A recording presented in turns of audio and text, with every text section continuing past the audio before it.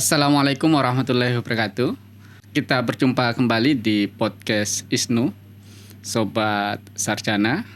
Alhamdulillah saat ini kita akan membahas terkait isu ekonomi, isu yang hangat di Indonesia.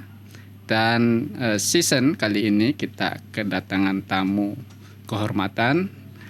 Di tengah-tengah kesibukan beliau bisa hadir bersama kita untuk berbagi terkait dengan kondisi ekonomi juga investasi yang ada di Indonesia. Tentu ini sangat bermanfaat kepada Sobat ISNU dan masyarakat Indonesia untuk mengetahui seperti apa sih keadaan ekonomi kita untuk saat ini. Alhamdulillah Sobat Sarjana, di tengah kita di dalam podcast ini narasumber kita yaitu Insinyur Haji Didi Apriyadi, MAK, MH. Gimana kabarnya hari ini Pak Didi? Baik Mas. Pak Didi ini nanti akan berbagi kepada Sobat ISNU dan masyarakat Indonesia terkait ekonomi dan investasi di Indonesia. Kebetulan Pak Didi ini saat ini sebagai staf khusus Menteri Investasi atau BKPM di Indonesia, tentu memahami bagaimana keadaan ekonomi kita. Namun sebelum itu tentu kita ingin mengetahui seperti apa sih latar belakang Pak Didi hingga menjadi staf khusus Menteri Investasi, Pak Didi. Iya. Makasih Mas Aras ya. Jadi kalau bicara latar belakang ini agak panjang nih Mas, karena memang saya dulu S1-nya kan di ITB, kemudian saya ngambil S2-nya itu di bidang akuntansi di Unpad. Kemudian juga ngambil kuliah hukum Mas, itu di Bayangkara. Nah ini sedang menempuh juga S3 di UIN Gunung Jati, Cirebon. Jadi memang agak sedikit beragam ya, karena memang tuntutan apa ya lingkungan tempat saya. Dan memang saya dari awal itu sangat suka dengan kegiatan yang sifatnya memang apa yang bisa kita bantu untuk kegiatan publik gitu kan. Makanya kalau dibilang saya juga pernah jadi entrepreneur juga pernah gitu kan. Dulu sempat juga punya usaha, kemudian juga masuk ke politik juga. Sempat juga, jadi kalau teman-teman nanti mungkin lihat saya di Google ada juga di politik juga ada. Juga sempat dulu jadi tenaga ahli di Kementerian Perindustrian. Sempat juga bantu di Menko Ekonomi waktu itu dengan Pak Erlangga. Dan terakhir saya masuk di tempatnya Kementerian Investasi BKPM. Jadi sangat beragam dan dimana ya mengalir saja. Jadi niat kita kan adalah apa yang kita punya ini bisa bermanfaat buat orang banyak. Itu mungkin yang yang menjadi latar belakang saya gitu. Artinya dari perspektif pendidikan sangat beragam, mulai dari akuntansi, magister akuntansi, tekniknya juga ada. Teknik juga. Kemudian hukum, kemudian S3 terkait saya Maqasid Syariah. Maqasid Syariah. Artinya ketika dielaborasi ini ekonomi syariah nanti ya. Ya ujung-ujungnya. Kemudian beliau sudah malang melintang di dunia birokrasi, kemudian politik, dan beliau sangat kental pengalamannya di dunia ekonomi. Iya, saya juga saat ini sedang menjadi komisaris di PLN Batam. PLN Batam. PLN Batam ya. Kan PLN itu ada beberapa anak perusahaan ya. Salah satunya adalah PLN Batam. Dan ini juga unik nih, di Batam ini PLN-nya agak beda, di mana punya kemandirian khusus di situ. Dan di sana satu-satunya anak perusahaan tidak ada subsidi. Jadi kan kalau PLN itu kan untuk kliennya itu kan punya subsidi, ada subsidi ya. Nah di sana di tempat kita nggak ada subsidi sama sekali. Tidak dapat subsidi dari pemerintah. Nggak ada ya. Berdiri, betul, ya. Mandiri berarti ya. Mandiri. Makanya harganya juga agak beda di sana. Sangat menarik ya. Gitu. Tentu ini bisa menjadi role model di dalam tata kelola khususnya PLN. Nah di dalam kesempatan saat ini Sobat Sarjana, kita akan mendengarkan pandangannya. Seperti apa sih permasalahan ekonomi yang dihadapi oleh Indonesia. Ya tentu ini sangat penting terkait dengan situasi ya, saat ini, dan saya kira bukan hanya dari perspektif sosiologisnya tetapi dari perspektif ekonomi itu juga sangat penting. Bagaimana Pak? Ya kalau saya kan kebetulan memang banyak berkecimpung saat ini di investasi ya, dan kami sih optimis bahwa ke depan ya ekonomi Indonesia akan membaik, walaupun memang masih banyak yang harus diperbaikin ya. Dan saya lihat memang langkah-langkah yang ditempuh oleh Pak Prabowo dalam hal ini juga sudah cukup progresif ya, apalagi kemarin dengan ada penggantian Menq gitu kan, itu juga salah satu mungkin untuk sedikit banyak adalah lebih mempercepat pertumbuhan ekonomi kita, dan sekaligus juga mungkin mengantisipasi hal yang mungkin belum sempat dilaksanakan di masa yang lampau gitu. Kira-kira dari pemerintahan Pak Prabowo ini, tentu persoalan ekonomi selalu menjadi tren ya di setiap pemerintahan. Apa sih yang menjadi prioritas ya terkait dengan ekonomi di dalam pemerintahan Pak Prabowo ini, Pak? Iya, kalau saya lihat hampir semua pemerintahan ataupun fase-fase presiden kan pengen sekali bahwa Indonesia ini sejahtera, rakyatnya juga maju gitu kan. Namun memang kalau kita lihat ini, kita bicara jujur apa adanya bahwa pertumbuhan ekonomi Indonesia ya tumbuh, artinya dan itu juga mungkin kalau dilihat di kata-kata dunia ya cukup baik lah gitu ya. Tapi yang jadi masalah adalah tidak meratanya ekonomi itu. Jadi ketimpangan ini sangat mencolok, dan semakin lama semakin kelihatan gitu ya bahwa tingkat yang menguasai ekonomi ini gitu kan, menguasai perindustrian gitu, ekonomi dan yang maju itu tidak banyak gitu ya, sekelompok, sedangkan yang di level bawah itu semakin banyak gitu ya. Makanya walaupun memang kita lihat bahwa pertumbuhan ekonomi maju terus. Nah, kenapa? Karena memang saat ini peluang untuk berusaha itu belum dibuka selebar-lebarnya gitu ya. Nah, itu yang saat ini mungkin ditempuh oleh Pak Prabowo ya. Salah satunya dengan membuka peluang ada koperasi 80.000, itu kan bagaimana ekonomi bisa tumbuh di desa-desa gitu.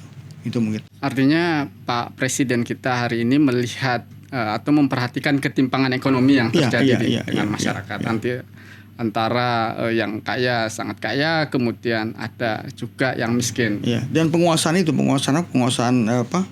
roda ekonomi itu memang selama ini ya bertumpu di beberapa kelompok saja gitu kan. Jadi yang lain mungkin cuma pekerja. Makanya kemarin kami juga sempat berdebat. Sebetulnya kalau misalnya dibandingkan dengan menumbuhkan tenaga kerja, kita lebih cenderung bagaimana supaya entrepreneur lebih tumbuh gitu ya. Karena kalau entrepreneur tumbuh, otomatis pekerjaan juga tumbuh.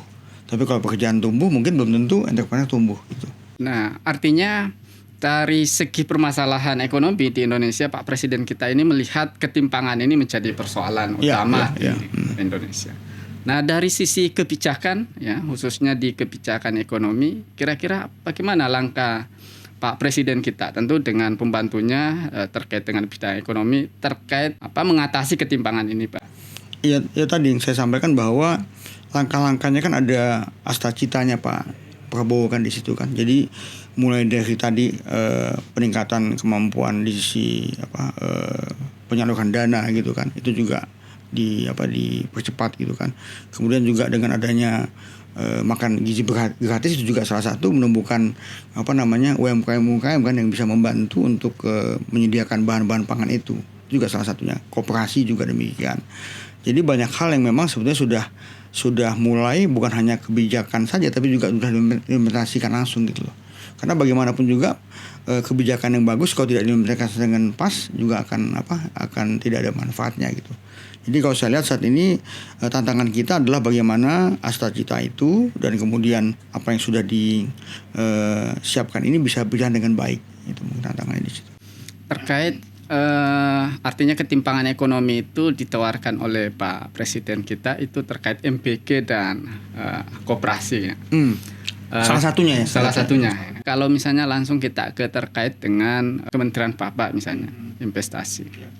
Terkait dengan ketimpangan, bagaimana keberpihakan dan investasi khususnya di Kementerian Bapak terkait mengatasi kesenjangan ini? Ya, ini pertanyaan yang bagus sekali karena memang bagaimana pertumbuhan investasi itu juga related gitu ya dengan menumbuhkan entrepreneur. Jadi salah satunya adalah kami membantu UMKM Pak. Jadi setiap kali ada investasi yang masuk gitu kan, atau yang mendapatkan fasilitas, itu diwajibkan ya itu untuk membina UMKM yang ada di lingkungannya. Jadi misalnya nih ada satu investor masuk mendapatkan fasilitas, apakah itu dalam bentuk master lease, dalam bentuk tax allowance gitu kan, itu atau tax holiday, itu dia wajib untuk menggandeng ya beberapa UKM. Jadi di sistemnya itu dikunci. Jadi kalau dia tidak memasukkan UMKM-nya, itu perizinannya nggak akan keluar. Jadi itu salah satu kebijakannya. Kemudian juga dengan menyarankan ada CSR buat kepentingan-kepentingan UMKM di sekitarnya. Nah, kemarin juga kami ada kegiatan bersama itu untuk Expo UMKM juga ada. Dan ini sangat related dengan pertumbuhan UMKM. Makanya juga ada slogan di kita itu, kita ingin sekali menaikkan UMKM naik kelas. Jadi UMKM naik kelas dan juga UMKM yang untuk bisa mengekspor, bukan hanya di dalam negeri gitu. Nah itu sudah jadi kebijakan di tempat kami. Gitu. Artinya ini investasi dari luar negeri yang masuk atau bagaimana Pak? Investasi mana saja? Jadi investasi, jadi kan biasanya kalau investor masuk tuh ada fasilitas yang didapatkan, kemudahan. Misalnya ada bentuk tax holiday atau tax allowance atau master lease. Jadi kalau master lease itu barang-barang yang dia import itu tidak kena pajak. Nah, untuk mendapatkan itu ada beberapa syarat. Nah, syaratnya itu salah satu adalah menggandeng UMKM sebagai mitranya. Nah, itu bisa saja dalam bentuk misalnya supplier untuk perusahaan tersebut, atau mungkin juga sebagai mitra dalam subkonnya. Itu ada. Jadi diwajibkanlah untuk menggandeng itu. Jadi kalau dia nggak ada mencantumkan UMKM itu di dalam perizinannya, itu nggak akan dikeluarkan itunya fasilitasnya. Jadi sangat mengunci di situ. Jadi sangat kelihatan bahwa kita sangat berpihak supaya bukan hanya investor besar yang tumbuh, tapi juga mesti ikut teman-teman UMKM juga tumbuh. Keberpihakannya sangat jelas ya. Iya. Bukan hanya slogan, tapi iya, dibuktikan dengan persyaratan yang baku, harus mesti diikutin. Artinya Pak Prabowo ini kan melihat persoalan ketimpangan ekonomi. Nah, dari sisi pengarus utamaan Pak, keberpihakan itu tidak cukup hanya menjadikan UMKM ini ketika misalnya dia ingin berinvestasi harus digandeng UMKM. Begitu pula juga CSR. Artinya kalau misalnya seperti itu baru menggandeng, tetapi mengarus utamakan UMKM itu sebagai prioritas Pak Prabowo itu seperti apa Pak? Apakah misalnya ada UMKM kemudian masih skala usahanya masih kecil kemudian diberikan modal seperti itu Pak? UMKM ini kan ada beberapa kelas ya Mas. Jadi ada yang micro yang mungkin kayak di bawah 500 juta mungkin ya. Habis itu ada yang kecil ya, 1-5 gitu kan. Kemudian ada juga yang menengah gitu ya, di atas 5-10. Saya nanti coba saya cek ulang ya. Tapi artinya ada beberapa kelas. Nah, UMKM ini yang dibutuhkan sebenarnya ada beberapa hal support yang dibutuhkan. Pertama, dukungan lingkungan Mas. Jadi supaya bisa hidup UMKM itu gitu kan. Yang kedua pasti butuh dana. Makanya ada program untuk kredit usaha kecil di situ. Kemudian juga ada dukungan untuk peningkatan kompetensinya. Kebutuhan untuk peningkatan SDM-nya. Nah, ini mesti disiapkan lingkungannya. Jadi kalau memang visi kita untuk menumbuhkan UMKM atau meningkatkan usaha sehingga usaha itu lebih merata, ya lingkungannya mesti juga disiapkan. Jadi bukan hanya kebijakan slogan, tapi di lapangan mesti dilakukan. Contohnya begini, saya coba tanya sama Mas Aras saja. Kalau kita punya tambang nih Mas, punya tambang ya, kita mendingan punya pegawai yang banyak atau mendingan punya mitra yang banyak? Coba kalau saya tanya Mas Aras, pasti kan gini, Pak, kalau orang tambang pasti pengennya ya udah ini punya saya semua, yang lain jadi pegawai. Nah, tapi kalau konsepnya kita adalah mitra, kita pengen teman-teman kita juga ikut tambang. Jadi makanya ada saat ini, mungkin nantinya ini mudah-mudahan akan ada yang namanya tambang untuk koperasi, tambang juga untuk UMKM. Selama ini mungkin hanya dipunyai oleh pengusaha-pengusaha besar. Sama kalau di perkebunan ya, itu kan ada namanya inti plasma. Inti itu yang besarnya, tapi dia menggandeng plasma. Jadi masyarakat juga bisa punya tuh, yang punya mungkin cuma 2 hektar, 5 hektar, dan ini dia dibina sama intinya, dan kemudian hasilnya sama-sama dikelola di pabrik yang ada di situ. Nah ini kan konsepnya kan bagus, jadi sama-sama berkembang. Daripada misalnya mereka semua punya kebun besar, semua jadi pegawai. Nah tapi kalau dari sisi kita, kalau dari sisi Ada profit pengusaha, sharing ya, pengennya kan yang penting ini punya saya nih. monopoli ya. Ya karena jadi pegawai aja gitu. Nah ini kan nggak mendukung. Jadi bagaimana kita mengajak supaya pola pikir itu menumbuhkan mitra-mitra UMKM itu sebagai mitra kita. Jadi bukan mendukung sebagai pegawai. Nah ini beda nih. Jadi kalau dari awal kita sudah punya pola seperti itu, berarti lingkungan juga mesti mendukung. Jadi kita mesti terbiasa nih. Beda kan gini. Kalau Mas pegawai saya kan saya bilang laksanakan itu. Tapi kalau sama mitra kita mesti ngomong, negosiasi, Pak ini gimana biayanya. Dan mesti begitu. Jadi kalau kita nggak terbiasa begitu, sama aja nggak menciptakan lingkungan. Masalahnya kadang-kadang kita pengennya ada menciptakan lingkungan untuk entrepreneur, tapi perlakuan kita nggak seperti itu. Jadi harusnya kan antara mulai dari visinya kita, kebijakan kita, lingkungan kita, tingkah laku kita mesti mencerminkan itu. Oh, ini sangat menarik ya, terkait dengan UMKM dan tambang ya. Kira-kira ke depannya, khususnya di bidang investasi, apakah memungkinkan ada kebijakan terkait misalnya UMKM itu mengelola tambang gitu, Pak? Ada, kan lagi sedang disiapkan ini. Jadi kalau undang-undangnya sudah jadi, PP-nya sedang dibuat, disusun, sehingga nanti itu ada ini kalau tidak ada perubahan ya, itu yang bisa mengelola tambang itu ya pasti kalau yang besar sudah ada tempatnya. Tapi ormas juga bisa mengelola tambang, dan itu sudah ada ya, kalau nggak salah NU dan Muhammadiyah sudah dapat itunya izinnya. Kemudian juga nanti UMKM, koperasi dan kampus. Ya itu bisa mengelola tambang di situ. Memang ada syaratnya. Misalnya contohnya UMKM itu mesti UMKM setempat. Nggak boleh dia UMKM di Jakarta punya tambang di Kalimantan. Kan namanya pinjam nama di situ kan gitu ya. Juga demikian juga koperasi mesti ada di tempat gitu. Tapi kan terkait kebijakan ekonomi ya, ada masalah klasik yang sering timbul misalnya. Terkait misalnya misalnya UMKM atau pihak organisasi atau lembaga diberikan kewenangan untuk tambang. Tetapi terkadang kan kalau di dalam mekanisme keuangan kita atau negara itu kan membutuhkan portofolio. Nah ini portofolio ini yang menjadi tantangan sebetulnya terkait UMKM. Nah bagaimana untuk menjadikan, tentu kan kalau misalnya tidak memiliki portofolio ada leg spesialis ya. Gimana kebijakan pemerintah Pak terkait seperti itu? Bukan hanya sebetulnya di tambang tetapi di bidang lain juga. Ya. Saya percaya bahwa kita ini kan bisa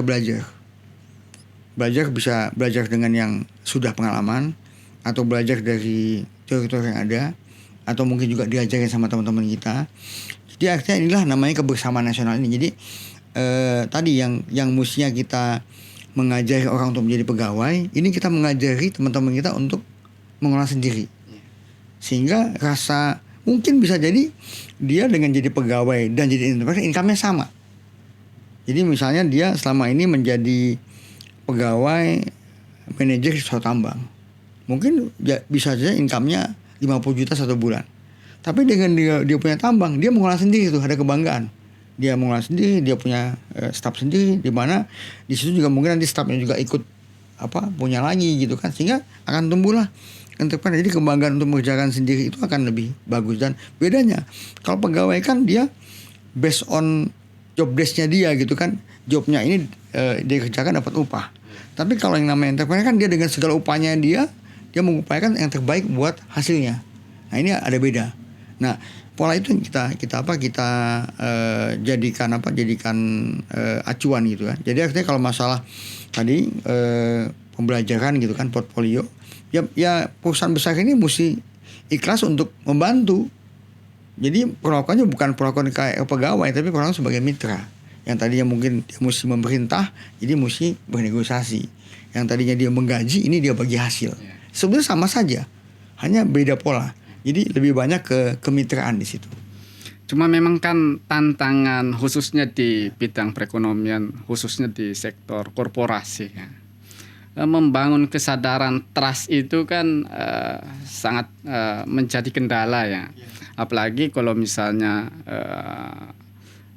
sosiologi korporasi kita itu kan dalam membangun trust itu kan harus ada portofolio. Nah, ini tentu tantangan yang tidak gampang ini, Pak. Membuat korporasi yang sudah mapan, kemudian kita minta untuk menggait UMKM tanpa portofolio, itu seperti apa pemerintah kebijakan investasi mengintervensi hal seperti itu, Pak? Isu trust itu sama saja, Mas. Jadi trust kita ke pegawai dengan trust kita ke mitra juga sama. Jadi sebetulnya kalau menurut saya yang penting adalah pola pikir. Kita ikhlas nggak menjadikan mitra kita itu adalah bagian dari ekosistem kita. Sama seperti ikhlas nggak kita menjadikan pegawai kita juga adalah tim kita. Jadi ini kan hanya mengubah yang tadinya adalah pegawai kita gitu kan, ini mitra. Nah ini pola seperti ini mesti dibiasakan. Jadi memang sama juga kayak politik. Itu mungkin tabu kita untuk berdebat langsung gitu kan, saya udah mulai bisa. Nah hal seperti ini kan mesti dibiasakan. Jadi tidak ada lagi yang namanya penguasaan satu bisnis gitu, enggak. Mesti berbagi. Jadi misalnya ada satu perusahaan gitu ya dengan skala besar, di sampingnya itu ada yang menengah, di bawahnya lagi ada yang kecil. Kan indah itu kalau semuanya bisa begitu. Tapi kalau semuanya satu besar terus langsung di bawahnya kecil-kecil, pegawainya banyak, kan kita kan namanya menumbuhkan tenaga kerja. Nah kalau saya nggak bangga sama itu, saya bangga semakin banyak perusahaan-perusahaan kecil yang mereka punya inovasi, punya daya saing gitu kan, itu lebih baik bagi kita. Hanya pola pikir aja. Jadi keikhlasan kita untuk untuk mengubah bahwa saat ini udah saatnya kita bina mitra, bukan mengajari pegawai, ya kan? Nah ini pola begini yang mesti ditumbuhkan, mungkin juga dimulai dari sekolah gitu. Jadi di sekolah sudah dibiasakan untuk bermitra, untuk bernegosiasi gitu kan. Nah di situ mesti ada juga, mungkin mesti ada yang namanya nanti kurikulum untuk negosiasi, mesti ada kan gitu. Nah itu yang ini. Jadi kalau kita mau bicara, kita menumbuhkan entrepreneur itu mesti di lingkungan mesti ada, di sekolah mesti ada, di keluarga mesti begitu. Jadi mungkin pola pikir keluarga juga mesti berubah. Ya anaknya jangan disuruh jadi pegawai gitu kan. Ya bikinlah usaha-usaha kecil gitu, dan ini dilatih. Walaupun juga nggak semua punya bakat. Ya paling tidak yang tadinya mungkin kalau bayangan saya 1/10 ya. Dari 10 orang 9 pengennya jadi pegawai, 1 jadi entrepreneur. Betul nggak, Mas? Gitu. Nah ini yang kita coba ubah pola itu. Kalau memang kita pengen bangsa kita ini bangsa yang jadi entrepreneur gitu. Ini menariknya terkait kemandirian dan pola pikir. Dan saya kira itu menjadi tantangan besar untuk negara kita, khususnya di bidang ekonomi. Terkait pola pikir itu saya teringat di dalam kepemimpinan salah satu gubernur di Sulawesi Selatan, Pak. Waktu krisis 98 itu Sulawesi Selatan salah satu provinsi yang berdiri secara kuat ekonominya dibandingkan dengan tempat yang lain. Nah, salah satu programnya itu adalah membangun pola pikir itu, yaitu petik, olah, jual. Sehingga membangun kemandirian ekonomi. Nah, tentu ini bagi UMKM ini harus diintervensi dari segi kebijakan untuk membangun pola pikir. Tidak cukup hanya kita sosialisasikan kepada korporasi, apalagi kan karakter korporasi itu sangat, mohon maaf dalam tanda kutip, kapitalis ya. Iya. Tidak kan, mudah bagi konsepnya kan bagaimana dengan modal sekecil mungkin untung sebesar-besarnya, ya kan? Nah ini yang jadi persoalan kesadaran itu. Iya. Jadi memang tadi kebersamaan ini mesti dijadikan culture kita, dijadikan kebiasaan kita menghargai pengusaha-pengusaha kecil, menyediakan ruang dan tempat buat pengusaha kecil, terbiasa dengan bernegosiasi dengan mereka juga gitu, bukan menekan.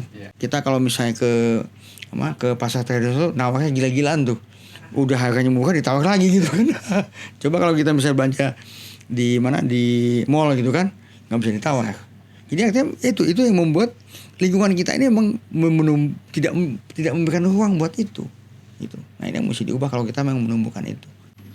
Terkait iklim investasi, saya kira juga yang punya peran besar terkait dengan menghidupkan masyarakat menengah ke bawah itu, khususnya membangun entrepreneur itu, terkait perbankan kita, Pak. Sejauh mana sih sistem atau inovasi perbankan kita di dalam berperan dalam membangun entrepreneur? Betul. Ini juga yang saya suka cermatin dan saya suka berapa kali juga protes ke perbankan ya. Jadi kok susah gitu kan ngurusin kredit kecil. Makanya teman-teman banyak ke pinjol. Pinjol lebih gampang. Masukin KTP gitu kan. Scan, kirim gitu kan. Dapat langsung. Coba kita minjem 10 juta aja mesti disuruh untuk punya jaminan agunan. Lah, yang butuhnya juga susah, mana punya jaminan dia gitu kan. Udah gitu mesti dicek tempatnya, disurvei lagi. Biaya surveinya udah berapa juta gitu, dapat cuma berapa juta. Nah, ini yang gini-gini banker ini mesti punya pola juga. Nah, pola ini juga ternyata pas saya tanya, ini acuannya dari pusat.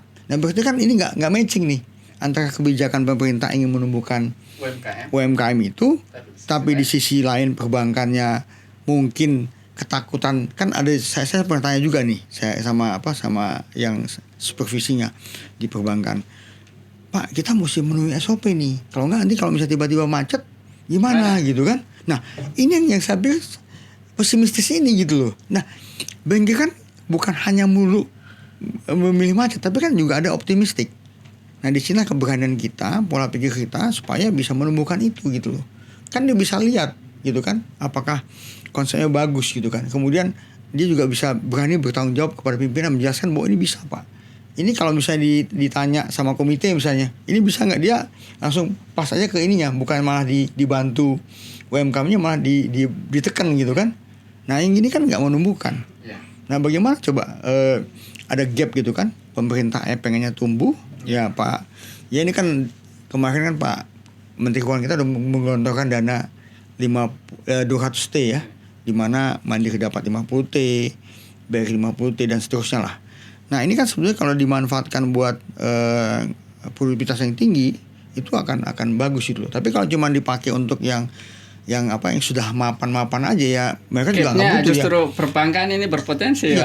Kalau mapan kan sebenarnya nggak butuh dana lagi ya, gitu loh. Betul. Nah ini pola ini yang saya coba kritisi gitu ya, bagaimana supaya pola ini bisa dijembatani oleh perbankan sehingga bisa membantu UMKM itu. Ya, risiko macet itu risiko, tapi apakah risiko ini signifikan dengan hasilnya nanti? Gitu loh. Jadi kalau kita nggak berani ngambil risiko itu, ya sama aja kita nggak berani menjadi entrepreneur. Karena semua punya risiko. Entrepreneur juga punya risiko. Dia punya risiko rugi. Bank juga punya risiko. Ada macetnya. Pemerintah juga punya risiko. Yang jadi persoalan apakah risiko itu hanya dibebankan UMKM, sementara perbankan tidak mau, itu kan yang menjadi persoalan, Pak. Pemerintah kan sudah mengeluarkan visi itu gitu kan, menyiapkan aturannya. Nah, begitu sampai di level bank, nah ini kita mesti teliti nih. Di level bank ini apakah betul di level manajemen pusatnya, apakah di cabangnya atau di level bawahnya. Nah, harusnya ini kan sama nih, mestinya dia integral ya. Artinya kalau di pusatnya udah oke, di bawah juga oke. Makanya kenapa kalau kita lihat pencairan KUR itu nggak sampai, ya saya nggak tahu kalau sekarang ya, nggak sampai 10% dari yang dialokasikan pemerintah gitu. Lambat sekali. Itu, saya nggak tahu apakah ketakutan atau ketidakpahaman. Yang jelas itu yang mesti dievaluasi. Dan berapa kali juga bank-bank itu dipanggil sama Pak Menko waktu itu, sempat dipanggil, diingatkan. Tapi tetap saja, jadi ketakutan mengeluarkan itu dengan ketakutannya kehilangan performa banknya itu lebih tinggi ketakutan itunya, kehilangan performa aja Pak. Jadi tadi itu pola pikirnya, mentalnya nggak seperti itu gitu loh. Gitu. Nah, kenapa saya bilang ini? Saya dulu juga saya kembali ingat jadi waktu saya di ITB saya tuh bikin namanya CSCD, Center for Student Entrepreneurship Development. Terus saya membantu ada namanya Pak Arif Manigoro membuat venture capital, namanya Jabar Ventura. Nah, di situ saya mengalami bagaimana memang ketakutan sekali teman-teman yang mau meminjamkan ini untuk mencairkan dananya. Padahal disitulah kita bagaimana challenge kita di situ gitu kan. Nah, ini yang saya lihat pola-pola ini yang mesti dibenahi kalau kita mau antara visi di pusat kemudian di perbankan sama di bawah itu jalan. Kalau nggak percuma nanti 50T-nya bukan masuk ke UMKM, masuknya ke tempat-tempat yang lain yang sudah lebih mapan gitu loh. Walaupun sebetulnya kalau saya kadang lucu juga, sebetulnya risikonya itu sama aja. Risiko yang besar sama kecil sama aja. Justru kalau misalnya dimasukin di satu tempat nih, dia dapat misalnya 1T. Ini sekali macet dibawa keluar gede. Tapi 1T ini bisa dipakai oleh ribuan orang gitu kan. Jadi kalaupun misalnya ini manfaatnya jauh lebih banyak. Ya, ini Gitu. juga yang jadi persoalan di perbankan, Pak.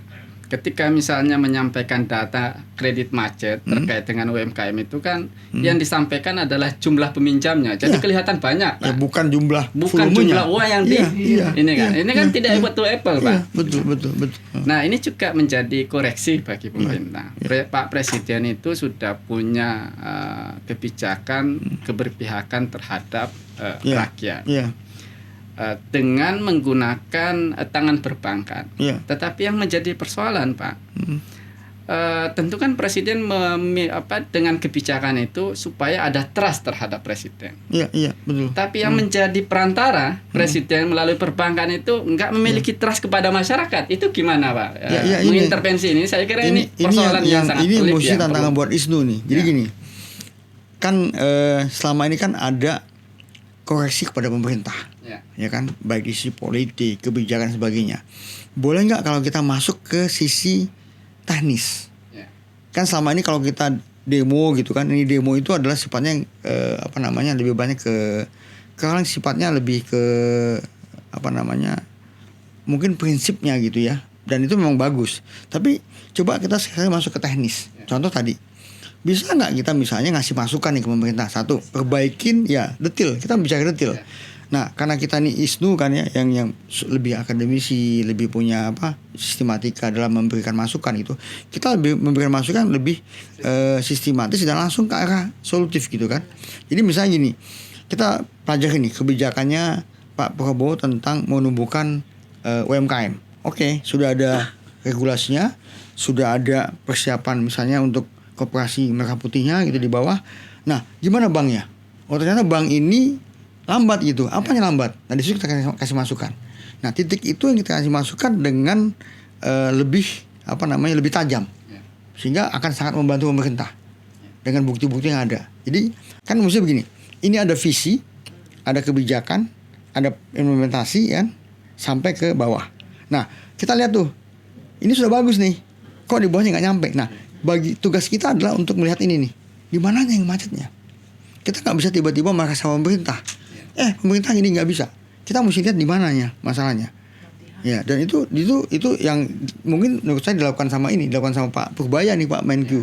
Dia lihat nih, wah ini kok macet gitu ya, kering gitu kan. Dia pindahkan dari BI ke bank-bank. Nah, kita lihat nih di bank nyampe nggak? Kalau nggak nyampe kenapa gitu loh? Masalahnya di mana gitu kan? Gitu. Kita lihat. Ada nggak SOP bank itu, kalau perlu kita minta mana sih SOP-nya bank untuk UMKM, kan belum ada tuh yang meneliti. Kenapa sebetulnya selama ini kan kita suka komplain, kok nggak realisasi tuh kursnya gitu kan? Tapi ada nggak yang coba meneliti kenapa dan apa solusinya? Gitu. Saya kira yang ini kan secara kelembagaan, Pak, tentu nggak bisa perbankan melihat apple to apple antara UMKM dengan korporasi besarnya. Tentu misalnya terkait persyaratan misalnya, tentu nanti harus ada diskresi ya. Maksudnya ada pengecualian antara misalnya orang yang pinjam misalnya 100 M dengan orang yang pinjam 10 juta. Ya, karena tingkat resikonya tentu akan berbeda. Nah, ini saya kira perlu diberikan intervensi terhadap perbankan. Iya. Nah, karena, itu sekali lagi itu saya bilang mindset. Jadi gini, kalau saya netralnya tidak ada mindset apa-apa, saya bilang resikonya lebih tinggi yang besar. Sekali hilang 100 miliar. Ini 10 juta risikonya kecil. Tinggal mungkin pengawasannya lebih capek gitu kan. Nah, makanya mindsetnya gimana gitu. Nah, dan kalau di bank itu kan sebetulnya kan yang dilihat, kalau perbankan yang benar itu, yang dilihat itu bukan jaminannya, Mas. Yang dilihat itu adalah bisnisnya jalan nggak. Dan bisnis di UMKM ini kan lebih sederhana. Saya jualan pisang goreng, ya kan? Dan udah jalan tuh. Saya bikin tempatnya gitu kan, udah ada yang belinya, bahannya ini kan lebih gampang menelahnya dibandingkan dengan misalnya bikin industri, mesti bikin FS segala macam. Artinya sebetulnya menurut saya ini lebih gampang untuk dianalisa gitu. Makanya saya suka komplain tuh, berapa kali saya komplain ke teman-teman perbankan, dan malah saya sempat juga mencoba sendiri, saya suruh tes gitu kan teman-teman untuk dan ternyata memang susah gitu. Susah untuk mendapatkan KUR itu, memang nggak segampang yang di ini. Dan kedua adalah gini, KUR itu kan dianggap ada subsidinya ya. Jadi dianggap menggunakan dana negara, gitu kan. Sehingga kalau misalnya ada apa-apa, pertanggungjawaban juga berat tuh. Jadi banyak juga ada beberapa yang tapi memang juga ada yang salah gunakan. Itu juga ada, itu nggak boleh. Ya artinya resiko itu nggak bisa secara 100%. Ya nggak bisa disamakatakan. Artinya memang semua ada resiko. Gitu. Dan memang Mas tadi bilang betul. Jadi kalau kita mau bicara apple to apple, mestinya yang dilihat bukan jumlahnya, tapi nilainya berapa yang jangan orang yang meminjam Pak. Kalau orang yang meminjam tentu banyak sekali. UMKM akan banyak sekali. Iya betul. Ini juga menarik Pak yang Bapak sampaikan. Fenomena pinjol ini kan tidak lepas dari kegagalan perbankan melihat fenomena kebutuhan UMKM ini, betul, Pak. Betul. Ini kan kita lihat bahwa pinjol ini dari sisi kriminalnya, tetapi kan pinjol ini juga menjadi pasar, Pak. Dan saya kira salah satu penyebabnya karena perbankan itu yang sulit memberikan pinjaman, dan saya kira menjadi koreksi. Sama seperti misalnya perbankan sering mensosialisasikan misalnya petani, Pak, jangan pinjam ke rentenir. Tetapi ketika petani ingin ke perbankan itu lebih sulit daripada rentenir, Pak. Betul. Dan kebutuhan seketika itu kan memang penting ya. Jadi walaupun bunganya tinggi diambil juga gitu kan di situ. Iya. Saya setuju. Maka memang tadi itu kalau kita mau menjalankan visi kita, kebijakan, implementasi itu memang mesti betul dijaga supaya dia secara integral itu memang bisa dilaksanakan. Nah, ini mungkin saya usul nih sama-sama kita di ISNU untuk mengkoreksi atau melihat di sisi mana macetnya. Jadi kita bukan memprotes pemerintahnya, tapi memprotes kenapa implementasinya nggak bisa. Kan kalau lihat dari asas cita itu kan udah pas tuh. Programnya ada sekolah rakyat, ada perumahan gitu kan, ada makan bergizi gratis gitu kan, ada koperasi merah putih. Nah ini kan bagus nih. Nah kita cuma lihat di mana macetnya. Nah kita kasih masukan ke pemerintah, mungkin bisa jadi masukan untuk direfleksi akhir tahun ini. Kita siapkan semua sehingga itu akan jadi masukan yang bagus buat ISNU. Jadi ISNU ngasih masukan kepada pemerintah bukan dalam bentuk koreksi kebijakannya, tapi dalam bentuk implementasinya dan solusinya gitu. Nah contohnya tadi, jadi nanti kita coba bikin tim gitu ya, di mana mencari nih macetnya di mana. Misalnya tadi UMKM macetnya di mana. Kemudian kalau misalnya nanti ada tambang yang akan muncul ya, tambang untuk UMKM sama koperasi, di mana kok macetnya gitu. Kita coba lihat. Nah itu kita kasih masukan. Jadi kita bisa berbangga gitu ya, ngasih masukan presiden dan menemukan, Pak ini loh macetnya di sini, tapi kami punya solusinya. Nah itu kan menaikkan kredibilitas kita dan juga sekaligus betul-betul sesuai sama ini kita keilmuan kita di situ. Pak Didi, terkait perbankan, kebetulan saya juga melakukan penelitian terkait dengan perbankan. Kenapa sih masyarakat itu, khususnya masyarakat di daerah itu lebih percaya kepada rentenir atau misalnya pinjol daripada perbankan? Ternyata konsep sosiologis ekonomi masyarakat itu sangat berbeda dengan konsep yang ditawarkan oleh perbankan. Perbankan ini kan konsepnya sangat kapital, kemudian konsepnya mendominasi ya, dominan ya. Artinya perbankan itu baru memberikan kita dana kalau kita tunduk dari segala aturannya. Iya betul ya. Nah, kaku sekali. Menurut kami ketika masih seperti itu, program pemerintah atau harapan presiden itu dengan mengarus utamakan masyarakat menengah ke bawah itu akan kesulitan. Iya betul. Karena masyarakat jangankan melakukan pinjaman, Pak. Menandatangani atau mengisi itu sudah takut bagaimana mau melakukan pinjaman. Iya. Dibandingkan dengan misalnya pinjol tadi. Pak. Ini terkait dengan ekonomi kerakyatan yang tadi seperti Bapak bahwa ingin menumbuhkan ekonomi kerakyatan. Nah, ekonomi kerakyatan itu sangat berbeda dengan konsep yang ditawarkan oleh perbankan. Tetapi kira-kira Pak Prabowo ini seperti apa sih Pak memandang ekonomi kerakyatan ini? Ya kalau kita lihat dengan tadi kembali ke asas citanya, itu kan sebetulnya sudah adanya. Hanya memang tadi saya lebih cenderung di implementasinya. Jadi kalau kita coba simpulkan ya. Kalau saya dari sisi visi kebijakan pemerintah sudah ada, sudah pas. Nah, kita menjaga di implementasinya. Nah, implementasi ini ya kita butuh anak-anak muda, kita semua sama-sama mantau itu sehingga implementasi ini bisa berjalan dengan baik dan sesuai dengan target yang diharapkan. Itu pentingnya di situ.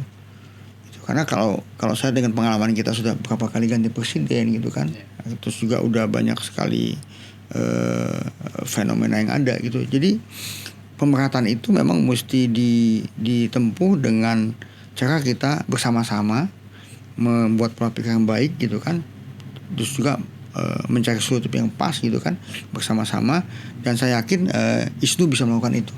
Terkait ekonomi kerakyatan yang digagas oleh pemerintah dikaitkan dengan Danantara, Pak. Gimana sih keberpihakan Danantara ini terhadap perekonomian atau ekonomi rakyat ya? Khususnya misalnya di dalam konteks ISNU ini kan Sobat Sarjana ini kebanyakan orang tua sarjana di ISNU ini petani dan nelayan, Pak. Gimana konsep Danantara dengan keberpihakannya kepada petani dan nelayan? Iya. Kalau Danantara kan memang disiapkan untuk mengelola dana yang tadinya ada di BUMN gitu kan, jadi sovereign fund gitu kan, sehingga dia ini bisa mengkapitalisasi semua dana yang ada itu dan dijadikan semacam pengembangan buat yang lebih baik lagi. Nah, memang kalau untuk secara langsung itu kan ada medianya ya, kalau untuk yang keberpihakan ya. Nah, saya rasa mungkin dengan melalui media itu, jadi kalau misalnya nanti kebijakan yang diturunkan di BUMN gitu kan ada CSR-nya, ada juga pembinaan buat UMKM-nya. Jadi di level-level itu akan masuk. Karena kalau memang tugasnya Danantara adalah menumbuhkan BUMN ini untuk lebih baik lagi gitu ya. Jadi pendekatannya mungkin pendekatan melalui media yang di bawahnya gitu. Tapi kalau dari sisi visinya ya tentu saja Danantara akan sangat juga mendukung ekonomi kerakyatan ini dengan cara yang tadi yang saya sampaikan, ada medianya gitu di situ. Nah. Terkait yang terakhir, mohon maaf, Pak. Ya. Terkait harapan Pak Presiden 8% pertumbuhan ekonomi, Pak. Gimana pemerintah mencapai itu, khususnya keberpihakannya dan pengaruh utamanya terhadap UMKM dan masyarakat menengah ke bawah? Ya. Kan 8% itu 5%-nya adalah pertumbuhan ekonomi, 3%-nya adalah investasi. Sehingga investasi ini akan bisa berputar menambah persentasi untuk pertumbuhan ekonomi. Nah, terus sama. Jadi artinya dengan pertumbuhan ekonomi 8% ini bukan hanya tumbuh untuk di level-level yang tadi saya bilang itu, tapi juga tumbuh bersama-sama. Makanya untuk menumbuh itu juga dikejar adanya koperasi tadi, adanya pemberian buat UMKM, sehingga bukan hanya tumbuh. Ya kalau cuma tumbuh kan mungkin bisa aja tumbuh di bagian sisi mana. Ini tumbuh dengan pemerataan yang ada gitu. Baik, saya kira itu Sobat Sarjana ya. Tentu masih banyak ilmu yang dimiliki oleh Pak Didi terkait juga. dengan Kalau ilmu semuanya punya ilmu. hanya kebetulan memang kalau saya kan di Kementerian Investasi, jadi mungkin kalau untuk investasi saya lebih paham. Tapi kalau ilmu saya yakin teman-teman pasti punya kemampuan di bidangnya masing-masing gitu ya. Tentu Sobat ISNU dan masyarakat Indonesia sangat berharap khususnya kebijakan pemerintah di bidang investasi sebesar-besarnya dan mengarusutamakan menginvestasikan kepada entrepreneur, khususnya nelayan, kemudian petani ya. Karena seperti yang kita ketahui ini hampir seluruh orang tua Sobat Sarjana ini petani, Pak. Iya. Dan jumlah masyarakat kita ini dengan mata pencarian petani saya kira sangat signifikan. Ya, petani, nelayan ya, betul. Arahkan termasuk dana 200T itu yang digelontorkan ketika misalnya perbankan ingin menyesuaikan ya konteks portofolio itu dengan UMKM, saya kira itu akan dinikmati oleh banyak pihak masyarakat menengah kita. Dan saya kira itu tugas kita semua, baik ISNU kemudian pemerintah, untuk bagaimana mewujudkan ya visi pemerintah kemudian mensejahterakan masyarakat. Saya kira itu Sobat ISNU session sharing ekonomi kita, lebih dan kurangnya mohon dimaafkan. Sampai ketemu di podcast berikutnya. Wallahul muwaffiq ila aqwamit thoriq. Assalamualaikum warahmatullahi wabarakatuh.